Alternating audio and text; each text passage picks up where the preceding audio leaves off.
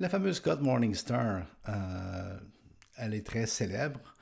On va de 1 à 5 étoiles. Ce que j'aime, c'est quand un fonds a un minimum de 1 étoile, ça veut dire qu'il y a au moins 3 ans. Donc, je m'en sers des fois juste pour ça.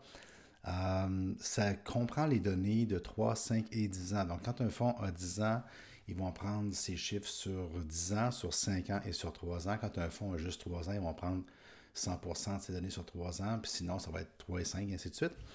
Et puis, ça va être le risque mesuré par l'écart type et le rendement mesuré par le rendement. Et ils vont le classer, donc les meilleurs au pire fonds sur le rendement, meilleurs au pire fonds sur le risque, ça devient une note 50-50.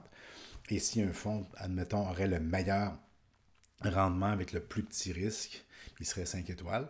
Puis toute combinaison des deux très très très fort devient 5 étoiles, milieu c'est 3 étoiles et le moins bon c'est 1 étoile.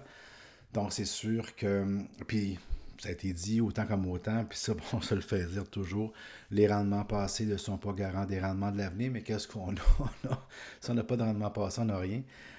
Donc, les cotes Morningstar ne sont pas prédictives, bien évidemment, c'est juste une mesure risque-rendement en un seul clin d'œil de ce qui vient de se passer, tout simplement, dans les 3, 5, 10 dernières années.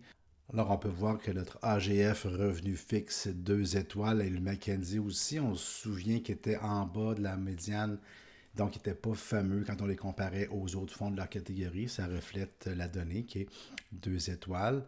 Le Sentry a 4, le Fidélité Grande Cap, on a vu qu'il était très très bon. C'est bien parce qu'on avait vu Fidélité superbe note sur 10 ans. On se souvient du graphique risque-rendement, mais sur 5 et 3 ans, ça plongeait de sorte que Fidélité a déjà été à 4-5 étoiles. Présentement, il en a perdu. Il est à 3 dans le milieu.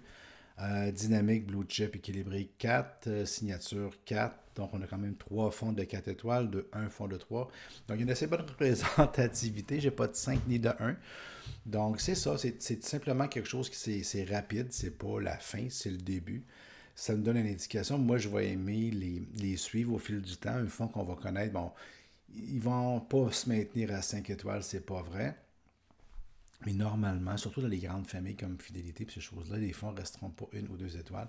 Ils vont tenter de se maintenir au moins dans le 3, 4, idéalement 5 une fois de temps en temps. Fait que c'est ça.